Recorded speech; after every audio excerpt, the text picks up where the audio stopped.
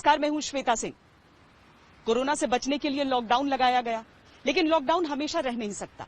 रहेंगी तो दो चीजें, एक आप जो एहतियात बरत रहे हैं, और दूसरा कि हम इसका जल्द से जल्द कोई इलाज ढूंढ कर निकालें। तो क्या वैक्सीन ढूंढने के हम करीब हैं? क्या कोरोना का कोई इलाज हो सकता है? क्या भारत में भी दवाइयों वैक्सीन को लेकर शोध चल रही है? मैंने अलग अलग साइंटिस्ट से बात की, अलग अलग लेबोरेटरीज में गई और आपके लिए तैयार किया है ये श्वेत पत्र। जल्द ही आएगा कोरोना का इलाज। दुनिया में चल रहे हैं कोरोना के लगभग 100 वैक्सीन पर काम। 8 वैक्सीन ट्रायल के अंतिम चरण में। कोरोना से लड़ने वाली दवाइयों पर भी चल रहा है काम। भारत भी वैक्सीन और दवा बनाने में आगे। दुनिया को तलाश है वैक्सीन की उस बूंद की जो कोरोना से लड़ाई में जिंदगी को रक्षा की guarantee they. We can indeed, with this vaccine, induce an immune response in everybody that received the vaccine. And that immune response generates the kind of antibodies that one would hope to generate, antibodies that can neutralize the virus. अगर कोई नया टीका बनाना हो या कोई नई दवाई बनानी हो, उसमें हम लोगों को और जोर लगाना होगा। दुनिया को तलाश है उस दवाई की जो कोरोना से लड़ाई में वायरस के संक्रमण को हरा सके। वैक्सीन जो है वो 12 महीने के बाद ही आना था, जो नई दवाई 12 महीने के बाद आनी थी। तो इन 2 महीनों में डिजीज को कंट्रोल करा, लो मोर्टेलिटी रखी, तो हमारा जो इंतजार का पीरियड है वो 10 महीने रह गया। हम उस तरफ जाने के लिए भी देश जो है बेटर पोजीशन में हो गया। अगर ये नहीं होता, ओवरवेलमिंग इन्फेक्शन फैल रही होती, तो हमारा नुकसान हो चुका होता। उस नुकसान को बचाते हुए हम आगे फ्यूचर में भी बेटर आउटकम के लिए पहुंचे हैं। ऑक्सफोर्ड की वैक्सीन विफल हुई, लेकिन अमेरिकी वैक्सीन मॉडर्ना ने सफलता हासिल की। और इस सब के बीच WHO को भरोसा है कि भारत की मास प्रोड्यूसिंग क्षमता से दुनिया को मदद मिलेगी। को जब हम देख रहे हैं तो पूरी दुनिया में लगभग 100 के करीब, उससे ज्यादा ही रिसर्च कहते हैं कि हर हफ्ते 6-7 जुड़ जा रहे हैं। ऐसे में हिंदुस्तान की स्थिति कोरोना की वैक्सीन या कोरोना के ड्रग्स को लेकर क्या है? ये 2 अलग अलग चीजें हैं, वैक्सीन और ड्रग। जहां तक वैक्सीन का सवाल है, आपने सही कहा कि करीबन 100 जगह पे कोई वैक्सीन के अलग अलग ट्रायल्स चल रहे हैं। भारत में भी 8 या 10 अलग अलग ट्रायल्स अब शुरू हुए। और अच्छी बात यह है उसमें कि हमारी बड़ी बड़ी कंपनियां उसमें जुड़ी हुई हैं। तो जो ट्रायल्स अगर शुरू हुए हैं तो बड़ी बड़ी कंपनियां भी इंटरनेशनल कोलैबोरेशन में सब लोगों के साथ जुड़कर कोलैबोरेशन में वो काम कर रही है वैक्सीन्स का। दुनिया की रिसर्च के बारे में आपको लगातार जानकारी मिलती है, पर आपको जानकर अच्छा लगेगा कि दुनिया की भी निगाहें भारत पर टिकी हैं। इस समय भारत में 30 वैक्सीन प्रोग्राम जारी हैं। CSIR में दवा पर गहन रिसर्च जारी है। IIT जैसे संस्थान टेस्ट, बचाव और इलाज को लेकर लगातार काम कर रहे हैं। तो डिटेक्शन के लिए we have the detection kit which costs about हमारे पास डिटेक्शन किट्स हैं जिनकी कीमत 500 रुपए है। 500 रुपए में आप RT-PCR टेस्ट कर सकते हैं। 2 हफ्तों में इसको प्रयोग करना शुरू कर सकते हैं। हमने 6 कंपनियों को लाइसेंस दिया है। हर कंपनी करीब 10 लाख किट बना रही है। टेस्ट किट वो लोग मैन्युफैक्चर करके 2 वीक के बाद वो लोग अभी मार्केट में आना चाहते हैं।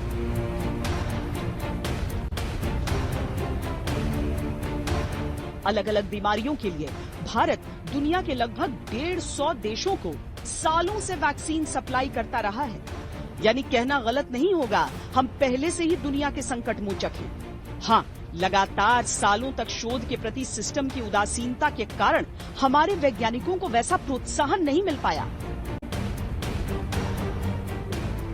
भारत में प्रतिभा की कमी कभी नहीं थी, और आज की तारीख में ऐसे विपदा के समय में भारत के पास वो संसाधन भी हैं और प्रोत्साहन भी है इन प्रतिभाओं के पास। भारत के वैज्ञानिक ये दिखा रहे हैं कि दुनिया से कम होना तो दूर की बात है, वो दुनिया के बाकी वैज्ञानिकों से 2 कदम आगे ही हैं।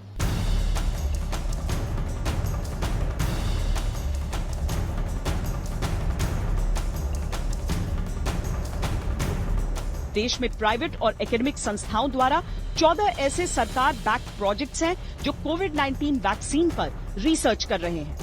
8 राज्यों के 8 अलग अलग शहरों में ये शोध चल रहे हैं। एक प्रोजेक्ट ट्रायल स्टेज में है, बाकी 4 एडवांस स्टेज में।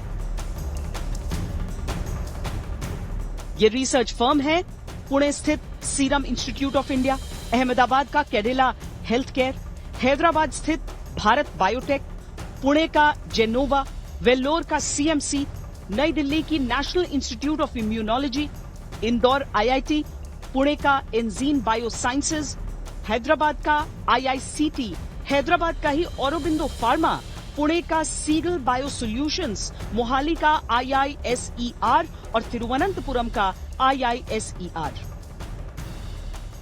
भारत में वैक्सीन के 30 प्रोग्राम चल रहे हैं। कुछ में भारतीय कंपनियां विदेशी पार्टनर के साथ काम कर रही हैं। फिलहाल 6 भारतीय कंपनियां वैक्सीन पर काम कर रही हैं। कई शैक्षणिक और शोध संस्थान वैक्सीन बनाने की दिशा में प्रयासरत हैं। हम उनमें से 10 की फंडिंग कर रहे हैं।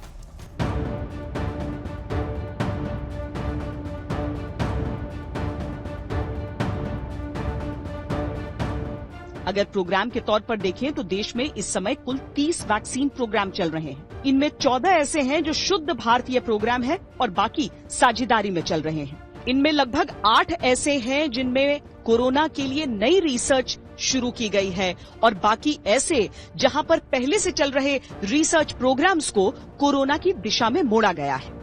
भारत में 3 तरह की वैक्सीन पर काम चल रहा है। इंट्रानेजल वैक्सीन, डीएनए पर आधारित वैक्सीन और आरएनए पर आधारित वैक्सीन। इनमें कुछ ऐसे प्रोग्राम थे जो पहले से चल रहे थे। कोरोना की कठिनाई सामने आई तो उनकी दिशा बदल दी गई। ऐसा करना भारत की बड़ी ताकत है।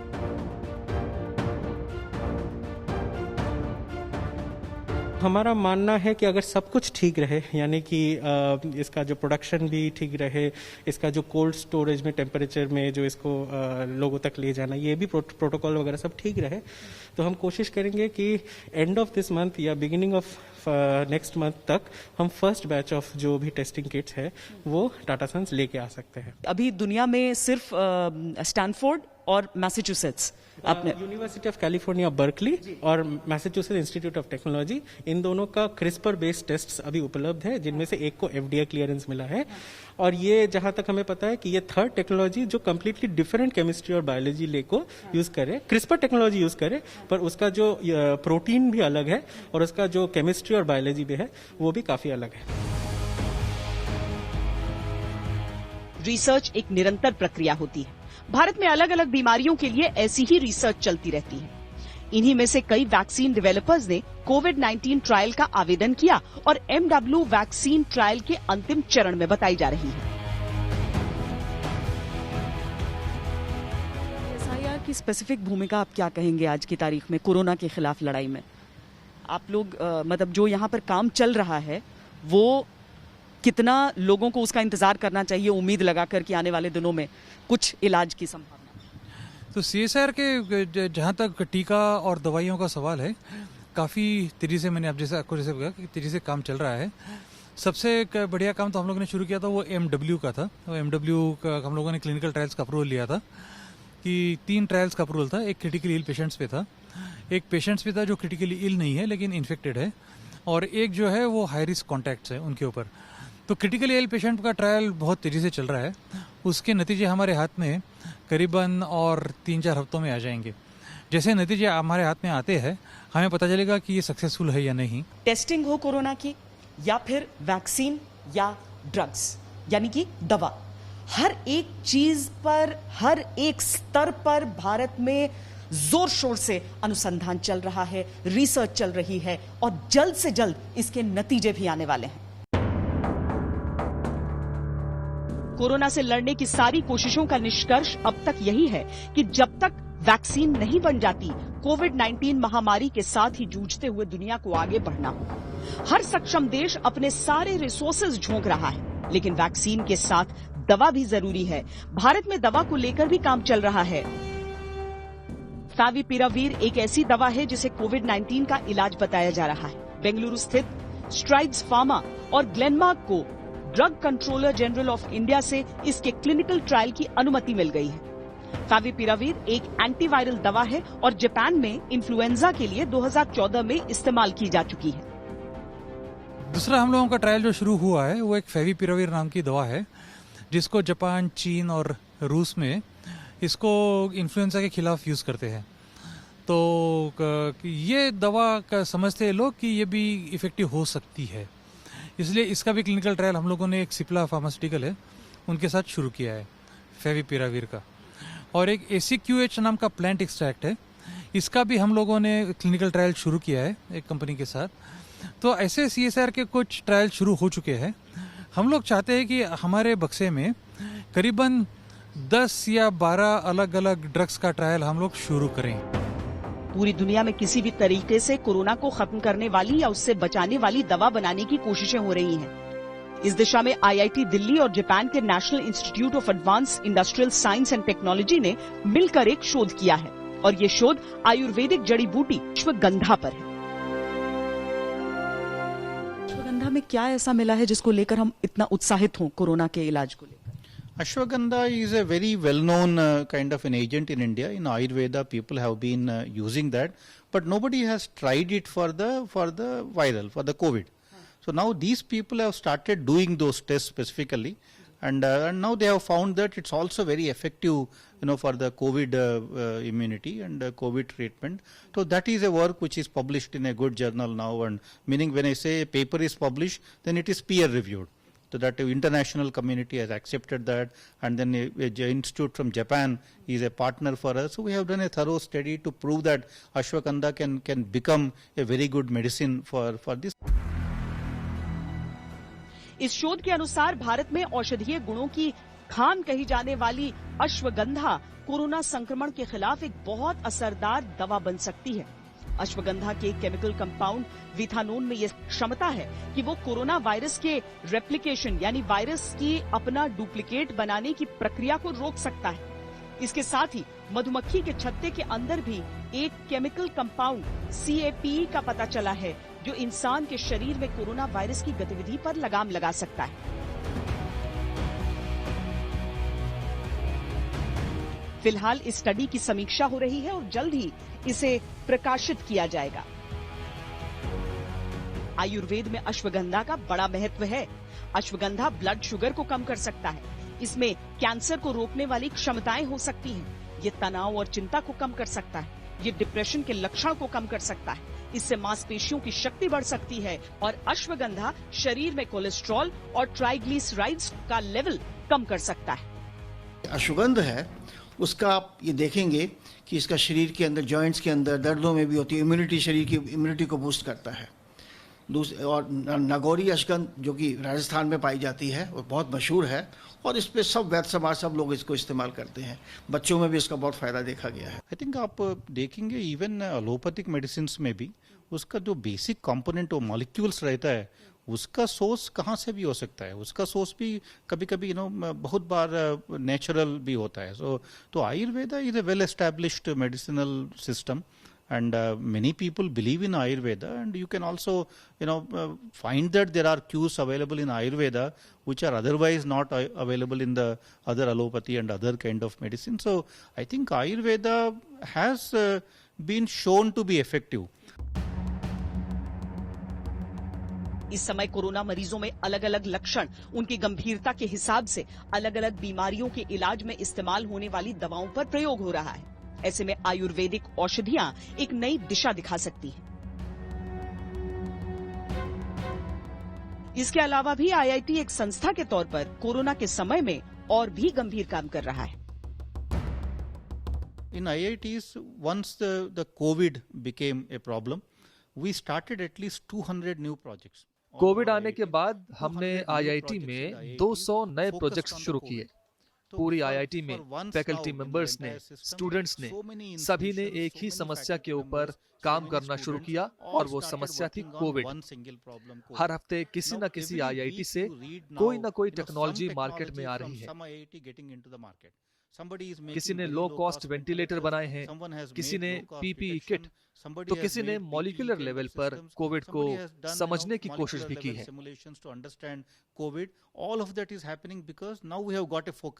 मुश्किल चुनौतियों के सामने ही सबसे बड़े आविष्कार आते हैं। आज की तारीख में, समूची दुनिया में, हिंदुस्तान में यही चल रहा है। भारत में जब भी कोई अनुसंधान किया जाता है, जब भी कोई शोध होता है, तो उसमें कई चीजों का ऐसे ध्यान रखा जाता है जो बाकी दुनिया से उसे अलग बना देते हैं। अव्वल तो ये कि उसकी कीमत पर ध्यान दिया जाता है कि इतनी ज्यादा कीमत न हो कि जो आम लोग हैं वो उसे अफोर्ड न कर पाए, या फिर ये भी ध्यान में रखा जाता है कि एक बड़ी आबादी पर उसका असर कैसे हो। लॉकडाउन की कोशिशों, अर्थव्यवस्था के प्रयासों और मानवता की रक्षा के संकल्प के साथ दुनिया वैक्सीन और दवाइयों के दावे तक आ पहुंची। हिंदुस्तान ने भी दुनिया को जल्द वैक्सीन और दवाई की उम्मीदें जगाई। दरअसल जैसे ही कोरोना का ये कोहराम शुरू हुआ, भारत की अलग अलग वैज्ञानिक संस्थाओं ने अपने शोध की दिशा बदली और लग गए काम में। ये एक ऐसी पेपर स्ट्रिप है जो 1 घंटे से भी कम समय में कोरोना के रिजल्ट दे देती है, और अब ये बहुत जल्दी बाजार में उपलब्ध होगी। जिन पेपर टेस्ट किट्स की बात हम कर रहे थे, वो अब बाजार में आने के लिए तैयार हो गया है। डॉक्टर देवीज्योति, हम क्या समझें, कितने दिन लोगों को और इंतजार करना पड़ सकता है? अभी तो देखिए, जैसे हमारा जो लैब लेवल में इसका जो भी टेस्टिंग प्रोटोटाइप वो लगातार चल रहा था काफ़ी दिनों से। इसको बेटर करने के लिए वो ऑलमोस्ट बोल सकते हैं कि 95% 96% कंप्लीट है। अभी बाजार में लाने के लिए हमें एक इंडस्ट्रियल पार्टनर चाहिए था, जो कि इंडस्ट्रियल पार्टनर जो इसको स्केल अप कर सकते हैं और वो स्केल अप करके इसको ज़्यादा की ज़्यादा संख्या में ला सकते हैं। फॉर्चुनेटली हमारे पार्टनर एक मिल गया है, टाटा सन्स, जो बहुत ही एक प्रसिद्ध कंपनी है, और उनके साथ मिलके हम लोग ये कोशिश करें कि जल्द से जल्द लाए। तो हमारा मानना है कि अगर सब कुछ ठीक रहे, यानी कि इसका जो प्रोडक्शन भी ठीक रहे, इसका जो कोल्ड स्टोरेज में टेम्परेचर में जो इसको लोगों तक ले जाना, ये भी प्रोटोकॉल वगैरह सब ठीक रहे, तो हम कोशिश करेंगे कि एंड ऑफ दिस मंथ या बिगिनिंग ऑफ नेक्स्ट मंथ तक हम फर्स्ट बैच ऑफ जो भी टेस्टिंग किट्स है वो टाटा सन्स लेके आ सकते हैं। तो कितना समय लग गया? देखिए, वैसे तो जो पूरा टेक्नोलॉजी है, फेलुदा टेक्नोलॉजी, इसमें हमने 2 साल से स्टार्ट किया था काम करने के लिए, बट ये कोविड पे स्पेसिफिकली हम जनवरी से स्टार्ट किए। नॉर्मल कंडीशंस में एक टेक्नोलॉजी लैब से, एक आइडिया से शुरू करके अगर हम उधर तक जाए कि प्रोडक्शन में जाए किट तरह के, तो बहुत सालों लग जाता है। पर ये कोविड सिचुएशन है, ये पैंडेमिक सिचुएशन है, इसलिए सब कुछ बहुत रफ्तार से बढ़ रहा है। इसमें काफ़ी सहायता गवर्नमेंट का भी है, CSIR का भी है, सब लोग एक साथ इस पे काम कर रहे हैं। तो मैं बोलूंगा कि 3 महीने में हम कोशिश कर रहे हैं इसको आइडिया से लेकर एकदम प्रोडक्ट तक लाने के लिए। अगर आपको सिम्टम लग भी रहे हैं, तब तक आप कभी भी बिना प्रिस्क्रिप्शन के आप टेस्ट नहीं करा सकते हैं। ये बिना प्रिस्क्रिप्शन के भी लोग खुद कर पाएंगे? नहीं, ये अभी तक होम टेस्ट नहीं है। ये शायद ये गलतफहमी है कि क्योंकि ये प्रेगनेंसी स्ट्रिप की तरह ये स्ट्रिप है, और pregnancy strip home test type होता है, पर ये वो टाइप का नहीं है, क्योंकि इसमें 1-2 इक्विपमेंट लगता है जो घर में नहीं मिलता है। ये कैसे वर्क करता है, एक बार? हाँ जी, तो इसमें हम क्या कर रहे हैं, हम 2 क्रिस्पर बायोलॉजी और पेपर स्ट्रिप केमिस्ट्री, इन दोनों का मिलावट कर रहे हैं। क्या होता है कि बैक्टीरिया में एक प्रोटीन रहता है, कैस प्रोटीन बोल के। ये कैस प्रोटीन को अगर हम बोल दे, एक निर्देश दे दे कि वो जाके DNA में कोई सीक्वेंस या RNA में कोई सीक्वेंस ढूंढे, तो वो कर सकता है बहुत करेक्ट तरीके से। तो हमने IGIB में एक ऐसा है कैस प्रोटीन को बहुत ज्यादा इस पे शोध किया था 2-3 साल से। उसका नाम है Cas9 प्रोटीन, और जो बैक्टीरिया जिससे वो आता है उसको बोलते हैं फ्रांसिसिला नोविसिडा। तो ये Cas9 को हमने इंस्ट्रक्शन दिया है कि तुम जाके एकदम कोविड-19 के जो सीक्वेंस है उस पे जाके आप बैठ जाओ। तो जब पेशेंट से कोई मटेरियल आता है, वो RNA होता है जनरली, क्योंकि कोविड-19 RNA होता है, RNA वायरस, तो वो RNA को पहले हम DNA में कन्वर्ट करते हैं एक स्टेप PCR से, फिर ये Cas9 को उस पर डाल देते हैं और बोलते हैं कि इसमें आप देखो कि इसमें कोविड-19 का सीक्वेंस आपको मिल रहा है या नहीं। अगर वो मिल जाता है तो वो DNA के साथ जाके बाइंड कर लेता है, और जब वो एक साथ बैठ जाता है, वो कॉम्प्लेक्स हम यहाँ पे डाल देते हैं। ये वाला जो जगह आप दिख रहे हैं, ये एरो के नीचे, ये जगह पे हम उसको डालते हैं, और यहाँ पे ऐसे कुछ गोल्ड नैनो पार्टिकल्स है जो यहाँ से ऊपर जाता रहता है एरो के डायरेक्शन में। ये लाइन आपको इसको कहते हैं कि टेस्ट लाइन, और अगर नहीं मिलता है तो ये लाइन वो नहीं देता है, और फिर ऊपर जाके और एक लाइन दोनों जगह पे है ये बनाता है, इसको बोलते हैं कंट्रोल लाइन। ये बोलता है कि आपका स्ट्रिप ठीक ठाक काम किया है।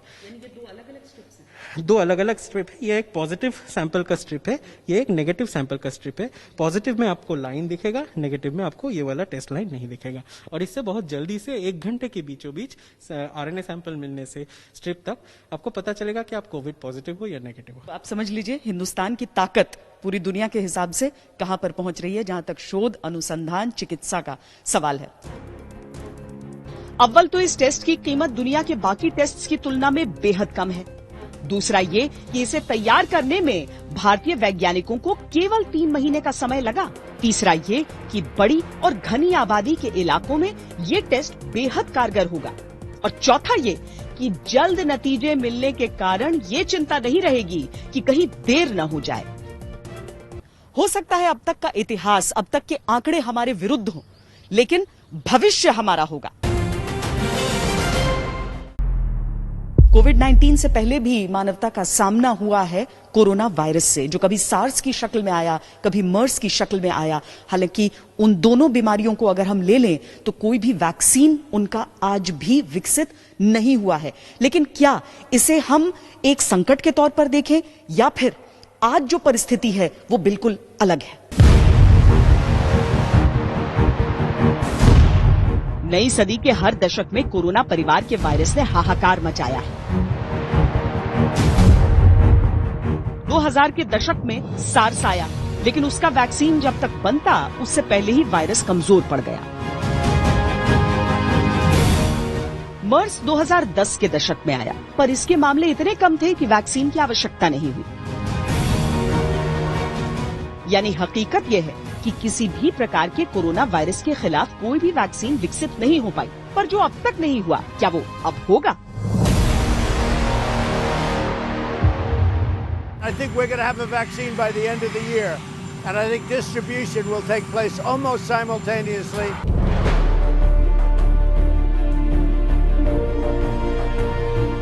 श्वेत पत्र में आज हम आपको बता रहे हैं कि कोरोना की वैक्सीन सफलता के कितने करीब है। कोरोना के इलाज के लिए बन रही दवा किस स्टेज में है? क्या वाकई इस साल के अंत तक बन सकता है वैक्सीन? और इससे भी बड़ा सवाल कि अगर वैक्सीन आने में देरी हुई तो क्या होगा? जो क्विकेस्ट वैक्सीन कहते हैं मम्प्स की बनी 4 साल के भीतर, पर क्या उससे हम आज की तारीख की तुलना करके मायूस हो सकते हैं, या हमें यही सोचना चाहिए कि इसमें पूरी दुनिया लगी है तो जल्द से जल्द आएगा? मेडिकल क्षेत्र में जो अनुसंधान होता है उसमें इतनी अनसर्टेनिटीज होती है, तो हम किसी भी चीज के बारे में नहीं कह सकते कि ये पहले आएगा, वो जल्द आएगा, ये थोड़ा देरी में आएगा। ऐसा कहना मुश्किल होता है।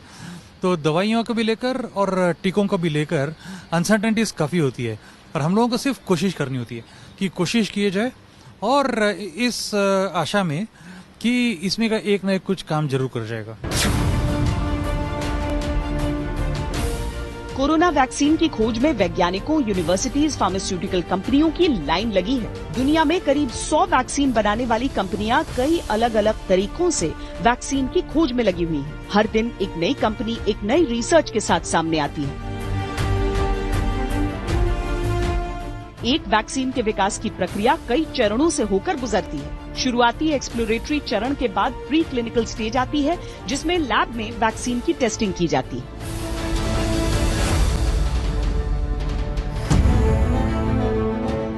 फिलहाल 8 वैक्सीन ह्यूमन ट्रायल के चरण पर पहुंच चुके हैं। करीब 100 प्री क्लिनिकल स्टेज पर है। ह्यूमन ट्रायल करने वाली 4 वैक्सीन चीन से हैं। अमेरिकी कंपनी मॉडर्ना ने पहला ट्रायल कामयाबी के साथ पूरा कर लिया। ह्यूमन ट्रायल पूरे हो जाने के बाद रेगुलेटरी रिव्यू एंड अप्रूवल का चरण आता है, जिसमें विश्व स्वास्थ्य संगठन वैक्सीन को अप्रूव करता है। इसके बाद उसकी मैन्युफैक्चरिंग होती है और फिर बाजार में उतारने से पहले क्वालिटी कंट्रोल किया जाता है।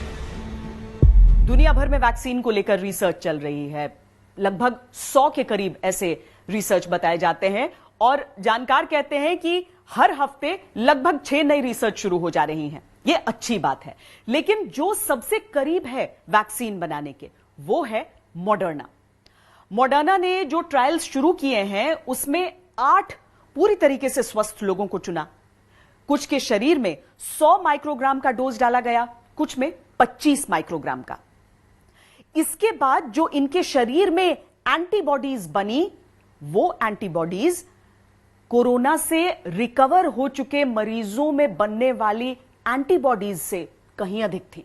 We can indeed, with this vaccine, induce an immune response in everybody that received the vaccine. And that immune response generates the kind of antibodies that one would hope to generate, antibodies that can neutralize the virus, and that we can get to levels of antibodies that are those seen in people who've been infected with SARS-CoV-2, or in fact, even exceed those levels. लेकिन यह company का एक शुरुआती trial था जो सिर्फ 8 लोगों पर किया गया था। बड़े स्तर पर ट्रायल होने अभी बाकी हैं, जिनके बाद ही FDA इसको आम लोगों के इस्तेमाल के लिए इजाजत देगी। मॉडर्ना कोरोना संक्रमण शुरू होने के साथ ही वैक्सीन की खोज पर रिसर्च कर रही है। इस अमेरिकी कंपनी ने 13 जनवरी को नोवेल कोरोना वायरस के खिलाफ mRNA 1273 सीक्वेंस फाइनलाइज किया था। 16 मार्च को पहली वॉलंटियर को डोज दी गई। 6 मई को FDA ने मॉडर्ना को फेज 2 में जाने की इजाजत दी। 18 मई को फेज 1 टेस्टिंग के नतीजे सामने आए, जिसमें एंटीबॉडीज बनती हुई दिखाई दी। जल्दी कंपनी फेज 2 की टेस्टिंग करेगी। जुलाई तक फेज 3 की शुरुआत हो जाएगी। So in a way, our vaccine teaches our body to make just that part of the virus that the immune system needs to recognize. And when we go in with first a prime and then a month later a booster shot, we can indeed show that we've educated the immune system to make antibodies that can recognize the virus and indeed prevent the virus from entering. Vaccine पर शोध करने वालों की list बहुत लंबी है, पर एक अनुमान के अनुसार पहले चरण में ही 37% वैक्सीन फेल कर जाती है। उनमें से 69% दूसरे चरण तक जाते जाते दम तोड़ देती हैं। बची हुई में से 42% ही तीसरे चरण तक पहुंच पाती हैं। आखिर में सिर्फ 10% वैक्सीन ही ट्रायल की स्टेज तक पहुंचती हैं।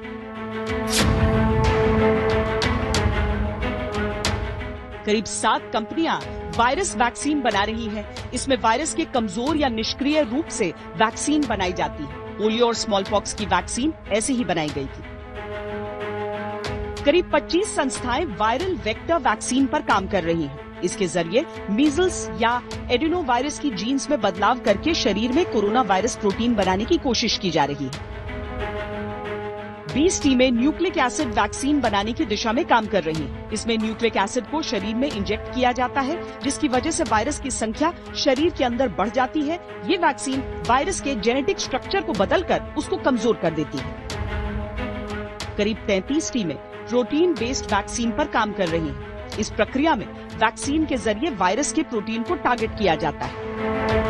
जब मोनोक्लोनल एंटीबॉडीज आप देते हैं तो मेरे शरीर में अगर ये वायरस है तो ये वायरस को सेल में एंटर करने नहीं देगी, वायरस को कॉम्प्लिकेशंस नहीं करने देगी, साइटोकाइन स्टॉर्म को ये रोक सकती है, मोर्टेलिटी को कम कर सकती है। लेकिन जितने भी मोनोक्लोनल एंटीबॉडीज हैं वो बहुत महंगी होती हैं। अब जैसे इन्फ्लेक्सिमैब है, 1 लाख का इंजेक्शन है, आपको वो बार बार लाइफ लॉन्ग लेना पड़ता है।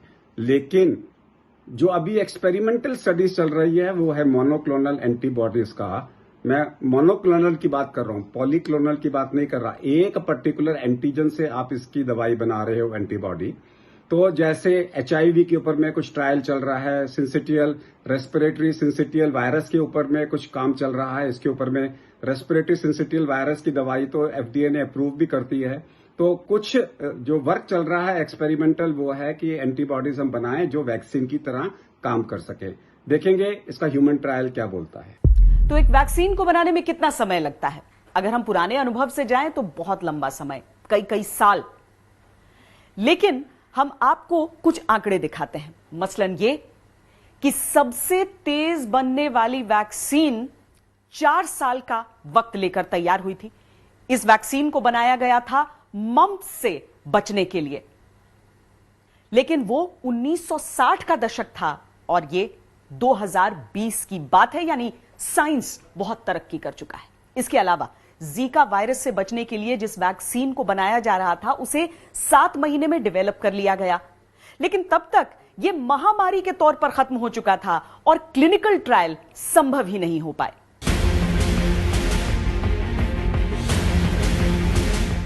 अधिकतर जानकार आश्वस्त हैं कि कोरोना का वैक्सीन बन जाएगा, क्योंकि कोविड-19 का वायरस HIV या मलेरिया की तरह तेजी से म्यूटेट नहीं करता।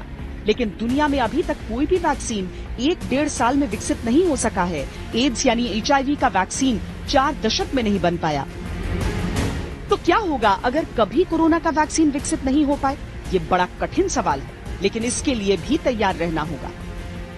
Of course, many countries would like to get out of the the different measures that are being taken by the country, by many countries, and that is rightly so.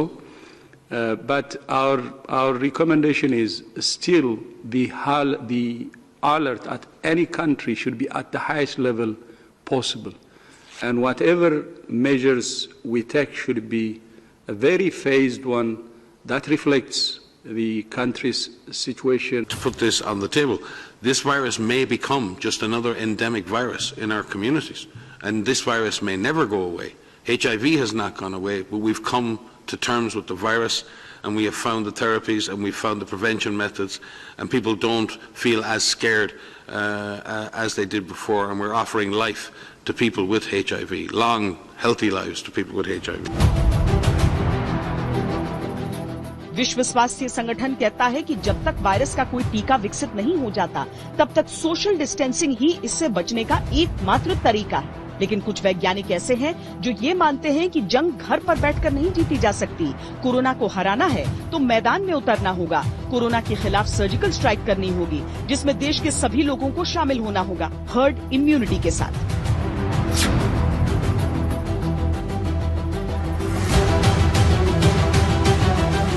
इसकी वकालत करने वाले लोग मानते हैं कि जैसे ही लॉकडाउन खत्म होने पर लोग अपने घरों से बाहर निकलते हैं, वो संक्रमण की गिरफ्त में आ जाएंगे। संक्रमण जैसे ही बड़े समूह में फैलेगा, लोगों की रोग प्रतिरोधक क्षमता बीमारी से लड़ने में मदद करेगी और वो इस बीमारी से इम्यून हो जाएंगे। जितने ज्यादा लोग इससे संक्रमित होंगे, इंसानी जिस्म में इससे लड़ने की उतनी ज्यादा ताकत पैदा होगी।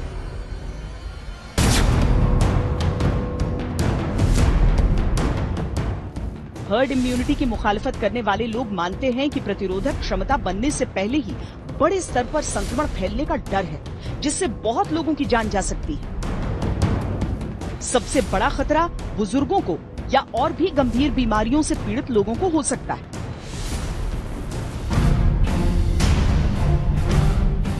हर्ड इम्यूनिटी की थ्योरी भी कहती है कि इसको तभी लागू करना चाहिए जब देश की कम से कम 65% आबादी को वैक्सीन देकर इम्यून किया जा चुका। तभी इम्यून लोग हर्ड इम्यूनिटी के जरिए नॉन इम्यून लोगों को संक्रमित होने से बचा सकेंगे। फिलहाल पूरी दुनिया इस इंतजार में है कि किसी तरह कोरोना की रोकथाम के लिए वैक्सीन और इलाज के लिए दवा विकसित हो जाए, ताकि इस अदृश्य दुश्मन से जंग जीती जा सके। एक तरफ होती है वो वैक्सीन जिससे लोग बच सकते हैं कोरोना से, दूसरी तरफ होती है वो दवाइयां जो कि इस मर्ज के होने के बाद हमें ठीक कर दें।